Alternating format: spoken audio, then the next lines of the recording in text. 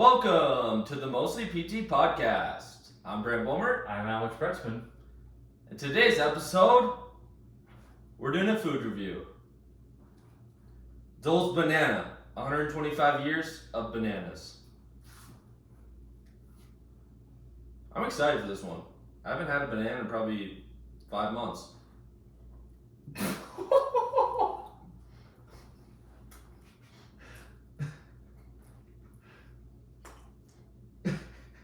That bite? That's just how I remember it. Very musty. That bite? Yeah, you can have the rest. I just want to bite. I hate bananas, honestly. How do you hate bananas?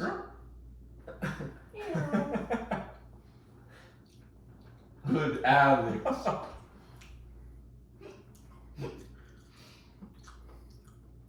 One bite, everyone knows the rules.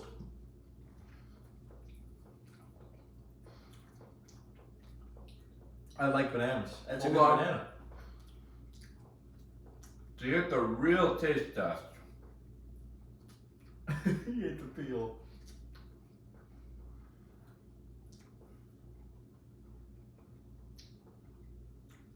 What do you got? It actually tastes just like the banana, except more of a More peely? fibrous texture. Oh. I'm gonna get that 6.7 out of 10. 8.3. I like bananas. All right.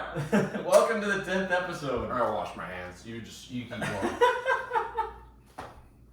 Welcome to the 10th episode of the Mostly PT Podcast. Did you think we'd make it to 10 episodes? No, to be honest, I really didn't think so. Yeah. Everyone else didn't think so either. You know But what? here we are. And here we are. The bananas. The haters were wrong. Haters gonna hate, but we're just gonna pod. The haters said we couldn't do it, and honestly, terrible call by the haters. Yep. Because we're still here. All right, first up on the docket. Well, it's gonna take some time to digest. Don't All right. drink that Diet Dr Pepper with that, otherwise the carbon dioxide, the potassium's gonna mix, and you're gonna throw up. Really? I've done the banana Sprite challenge and it didn't make me puke. Well, then you're good. Okay. Okay. Based off Based off case study. clinical data that we. Oh, all right, you did anyway. All right, first thing on the docket today. Kind of an interesting topic. Brant and I stranded on desert islands. 2 separate, obviously by ourselves. Realistically, how long do you think you could survive? You have nothing with you. You just have the island's resources. In my brain. Let's say there is access to fresh water, but you have to boil it. Otherwise you get infection. So fresh water isn't really fresh. It's fresh but frozen.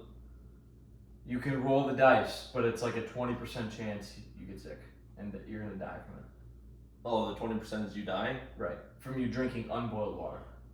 But if you boil it, it's a 0%. Let's say you don't die. That water's good to go. Like you can drink it the whole time. I'm taking that chance. Sure, I didn't think about that. Or like 20% each time you refill your bottle. Oh yeah, then I'm boiling it. Yeah. With what? You have to create fire. Do you think, I can create you fire. do that though? Oh, you've ever What is seen, your answer? You ever seen how me many make a fire? how many Okay. days, weeks, months, year? My answer realistically is probably somewhere from like 3 to 5 days. All I know is I would definitely outlast you. Why? You ever seen me make a fire, for one? No. Haven't. Some say I'm an Eagle Scout, to be honest. Were you in the Boy Scouts? No, but I should have been. I was probably, You're an Eagle Scout without the eagle. You're just a scout. No, I'm an eagle. I'm What? foraging. I'm foraging. First off, all right, let's talk about it. I'm definitely gonna outlast you. Why? Why? What would you use as kindling on the island? Wood. Is there trees? Let's say there is no trees. That's a It's stupid just- island then. It's just brush. I'm using brush then. I'm brushing it up. Yeah, even better. That's a better fire. If you can make fire, to boil the water and get yourself some type of shelter, you have a chance to survive. I don't know how long, but you can last more than a day if you have those things. 3 days actually. You can survive 3 days without water. So would you survive? Okay, so like my tactics would be first find water, then find somehow like some brush. I'm probably gonna, since I like rocks, I know what flint looks like, so I'm gonna find some flint. Make a fire. Good for 7 days at least. Then You got to keep it burning. You got to keep having. if I have flint, I can make I'm assuming there's just a bounty full of Unlimited supply of brush. Yes. I might need some brush, to be honest. Okay, but shelter is important too That's because carbs. if you're exposed, you could die. That's Yeah, like it's the. just Have you ever? is this a build your own island kind of thing? I'm just trying to paint the picture. The general rule I think for these type of things are, you can survive 3 weeks without food, 3 days without water, but 3 hours without shelter in extreme conditions.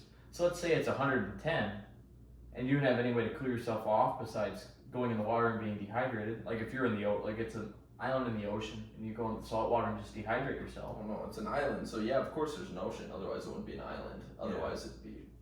Okay, well I'm saying shelter's important here too. I mean, it depends on what kind of animals you're talking on this island. A lot of brush, probably some groundhogs, Fish and some crab. groundhogs. Fish and crab. If there's brush, there's groundhogs or some kind of mammal. There's insects. There's. Would you eat some insects? If it came down to me surviving? Oh, I'd eat that right away. Get some protein in. You're definitely dying. See, Oh that's- my gosh, that's you're not gonna eat insects? I I said I would if it came down to my Crush- survival. If I was in the situation, I'd eat it right away. Right away. Today? I just ate a banana peel. That's And not it an tasted insect. That's not. You didn't eat the banana peel. No. I'm not weird. First day on the island, I'm looking for insects. I'm scavenging. Oh, there's some ants. Grab some ants. You know what? Maybe there's a few ant hills around. That's food right there. Have the fire here. Ant hills. That's food. Water. Shelter. Make a little brush tent.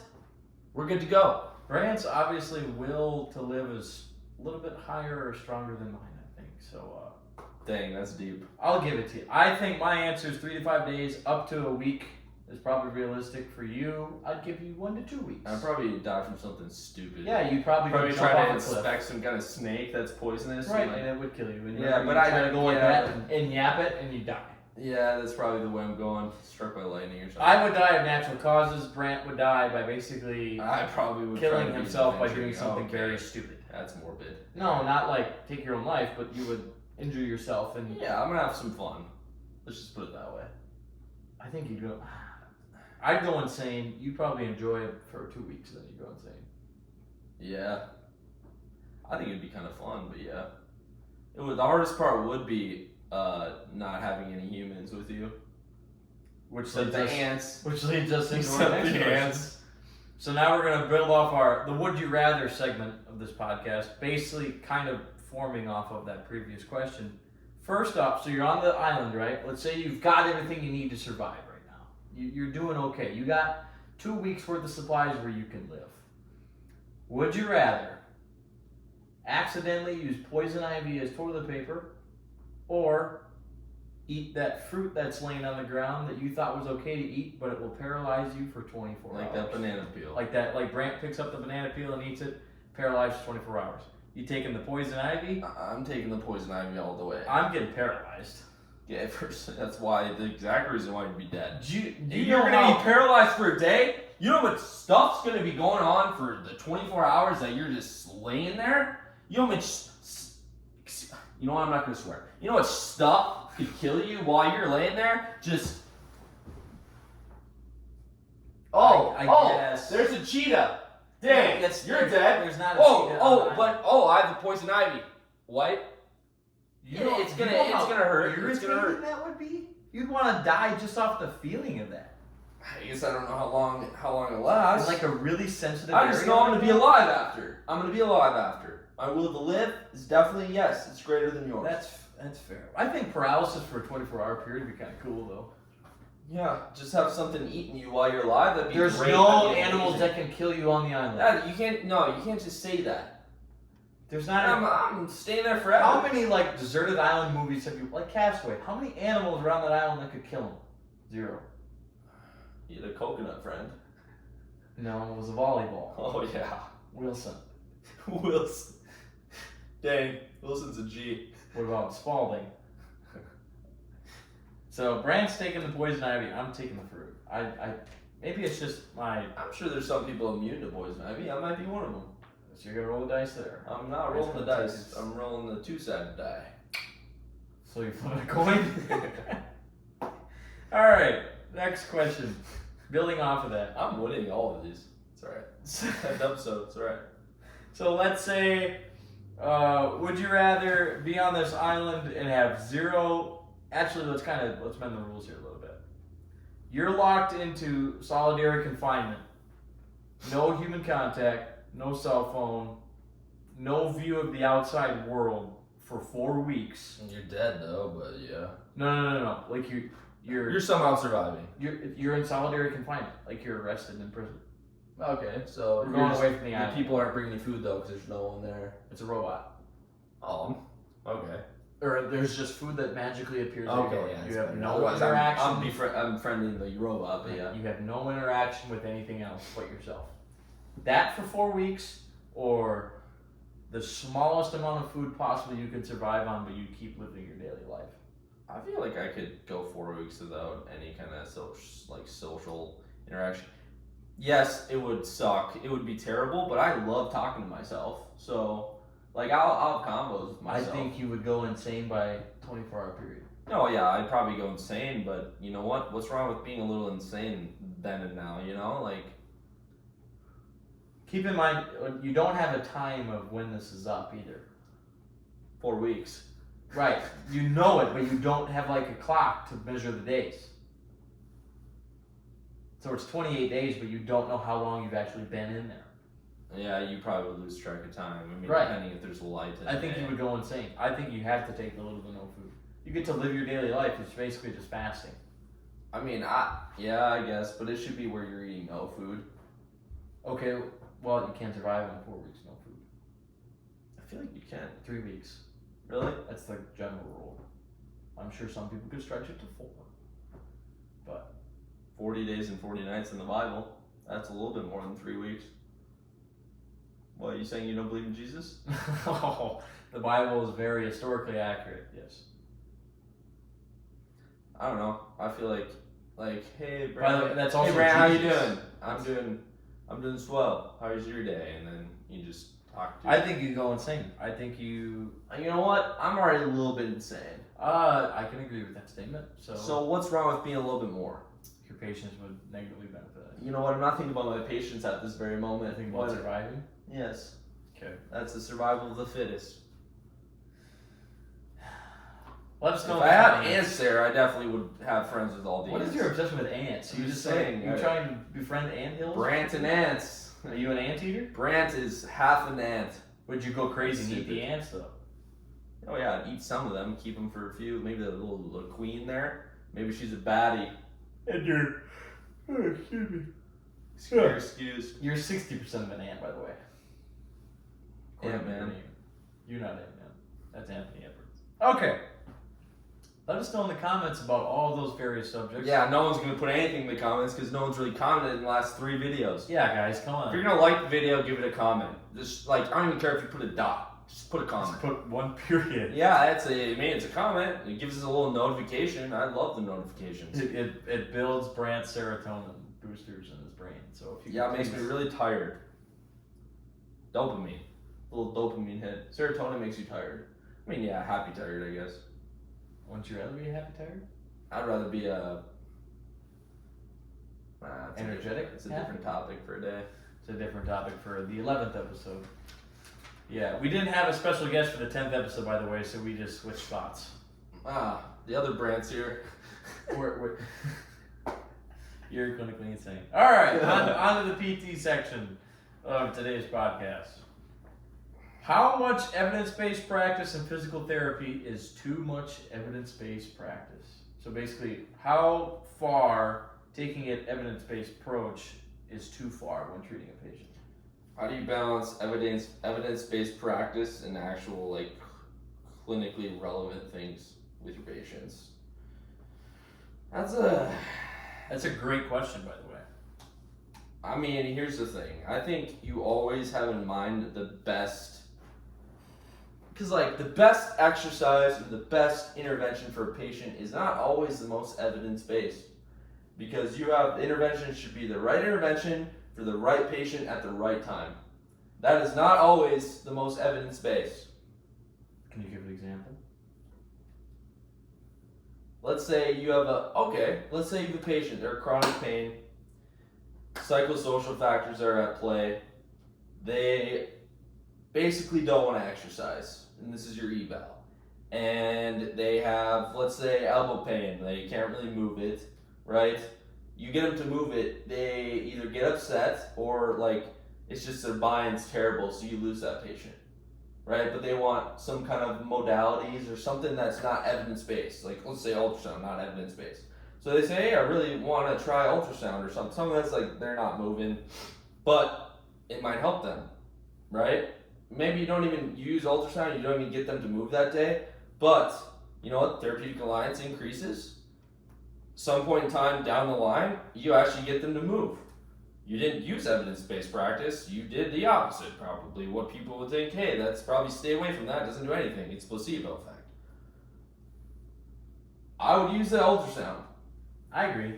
I think modalities are the big emphasis on non-evidence-based interventions, though, don't you think? Yeah, but like if we're talking evidence-based, what's the biggest evidence-based thing there is? What's the two biggest factors that get someone better? It's how much they believe that they're going to get better and their relationship with their PT. That is the two most proven things that get people better, right? And so if you're going to do that, there's a balance between you actually doing something for a patient that they want and giving them evidence-based stuff. So like exercise. You have to balance it out. That's not, now if that same example, if I were to continually give them ultrasound, they don't really get better, maybe they feel better, right? But I don't progress that, then that's where the line cuts. Supportive, not curative treatment. Supportive, not corrective. Modalities are only effective when used in combination with other modalities like therapeutic exercise. And that's not even think of it like a process. Like it shouldn't be thought of as a session. Like there might be a session where you don't even do any exercise. You just talk to them, you give them I keep saying ultrasound, whatever, soft tissue mobilization, anything that's like passive. Traction. You might have a session where it's just all of that. But it's a we're going down the road, right? The road to less pain, increased function, then be able to move. That's not one session, that's sessions. Think of the big picture, not a little one session, right? If you think that way, I think it goes a lot better. I like the big picture example where you have to do whatever is appropriate at this point in time to be able to reach your goal that's in the future. Thinking big picture wise, you have to take the appropriate steps to get there.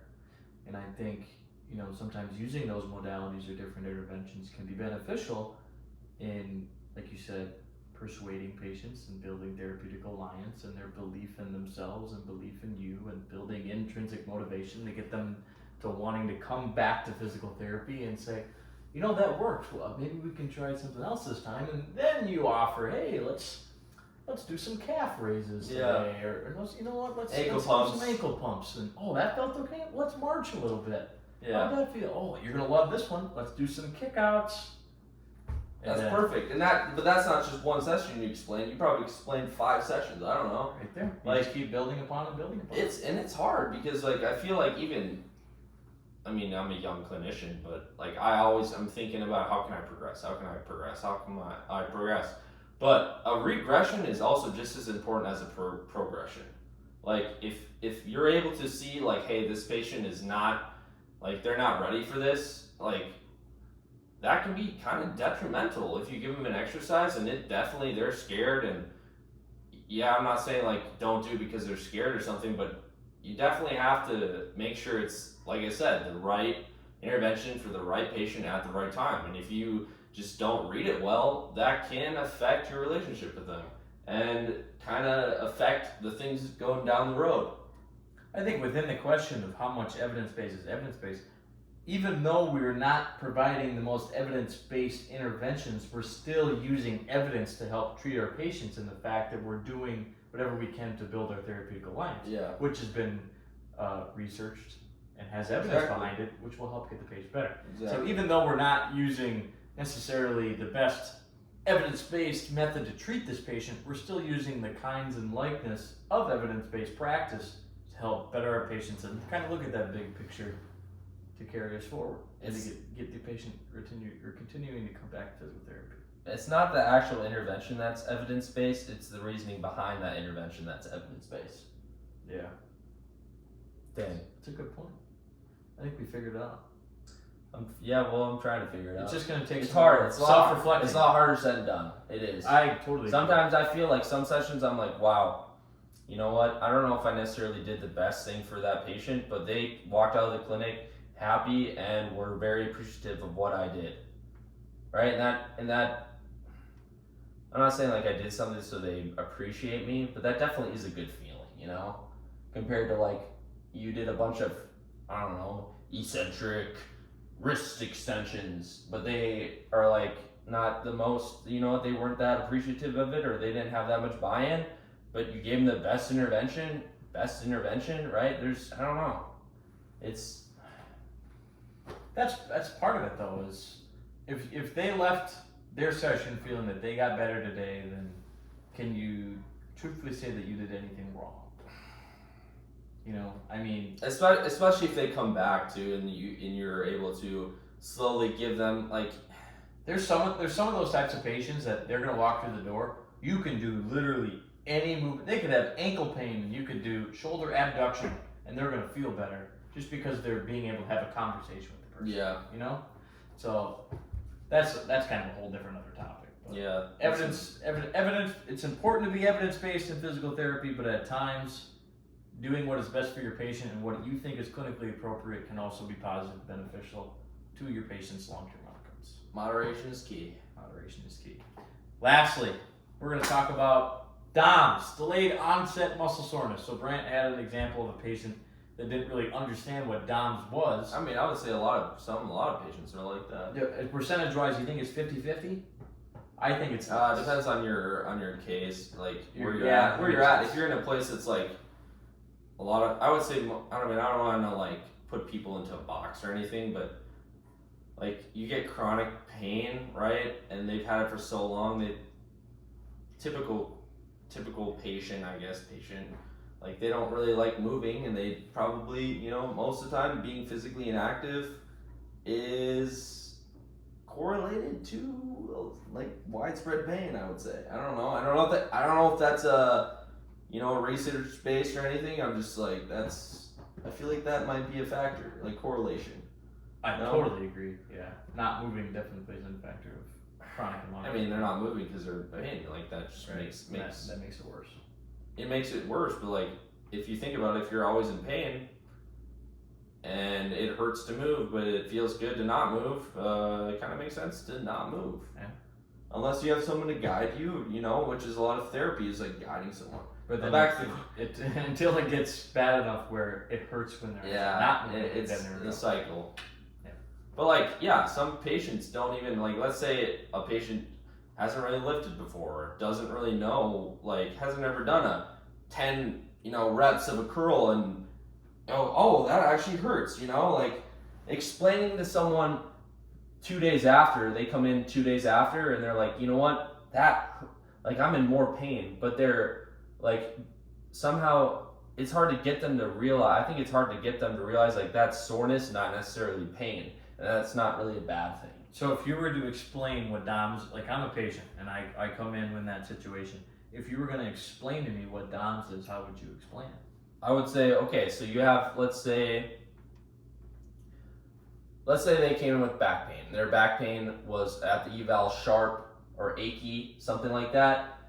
I'd be like, okay, those are your symptoms. What are you experiencing right now? Let's say it was soreness. Like that probably feels a little bit different than what their actual pain was. Now, it's not black and white, because sometimes if you have soreness, right, that might irritate whatever they had going on. Mm-hmm. Especially if it's like the first time you did something, you did maybe a little bit too much, which I've kind of experienced sometimes where you did a little bit too much. They come in and they're sore and also their symptoms are still there. They're probably thinking like, hey, my pain's worse, because that makes sense. It's sore and it hurts still. Mm-hmm. So it's like, so they come in, they explain that, and I'm like, okay, yeah, we lifted, we did some things that you haven't done in a while. And that's going to make your muscles sore. That's a good thing. That, you know what, that's, in order for a muscle to get stronger, it has to go through some changes. In order for it to get changes, you have to, I mean, I don't want to say like we have to tear the muscle fibers, but I think the best analogy I go is, you know, sometimes it gets worse before it gets better. Mm-hmm. And then try to, I don't know if it's like in one session, it's kind of hard to get them to understand that, because when they keep lifting and stuff, like they'll be better at understanding, okay, this is soreness.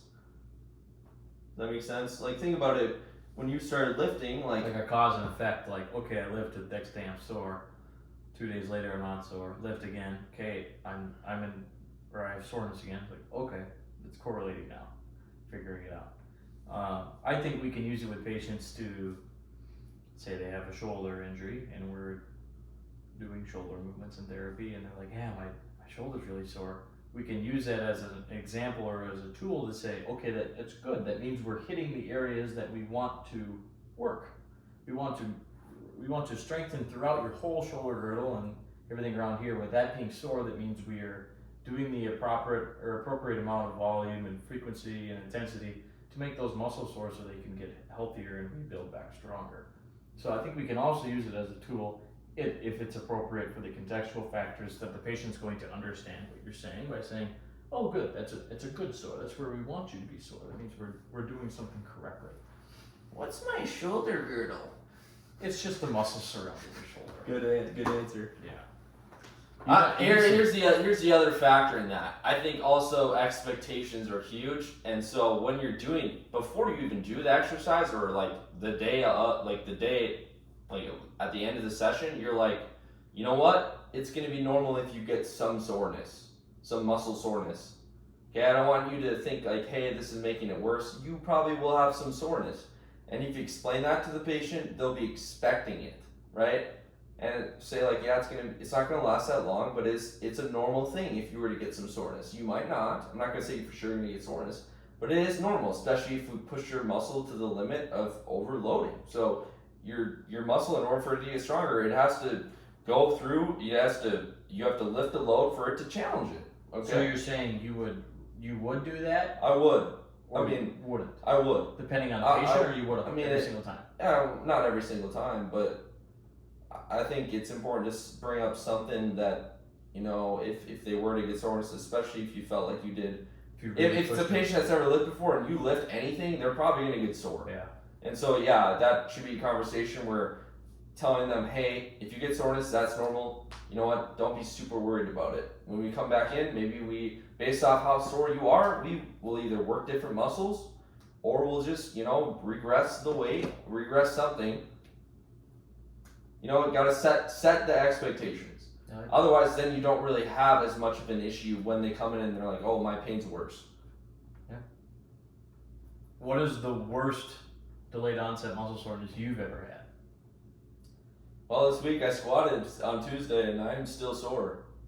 I was walking around like I have, you know what, I just wiped with some poison ivy. I don't know if that's the worst, but it wasn't, you know, I gotta get back in the gym. Mine was also legs, and it was after I was on lifting hiatus for a while, and then I decided to hit legs extremely hard, like the hardest I ever had in my life, and I literally could not walk without pain for like 3 days. That's a perfect example. Imagine having pain and that happening. Yeah, so I can like if I have a patient that's in extreme pain for muscle soreness, I can kind of relate back to that. And that's a good thing. Like if you can relate to them about that, that's important. Totally. But I couldn't get out of bed. I mean, I couldn't go down steps because of my eccentric quad control. I literally had to go down sideways. I had to shy. Eccentric quad control. You were really thinking about this. Well, I was in the middle of a physical therapy class learning. Oh, no eccentrics! I literally did that. I had to go down sideways. Some hip hikes. I might have to go down the steps. It was bad. Going up wasn't as tough, but going down hurt so bad. And I literally was limping, and my parents, because it was over Christmas break, and I went home. My parents thought I was like dying. So before you give someone squats that's never lifted before, you think of that. I'll have to. I don't know like maybe some mini squats in the air, but I don't think I'd ever load it that much. Oh, I've gotten, like with patients. Would you load it right away? Someone who's never squatted in their life? That's what I'm saying. No, I wouldn't. Yeah, mini squats with the plinth. Yeah. That's my go-to. Yeah. They still go get down sore. But yeah. Yeah, I mean, it still causes soreness because they've never done it in their life. But there It's you a go. body drop. Nice.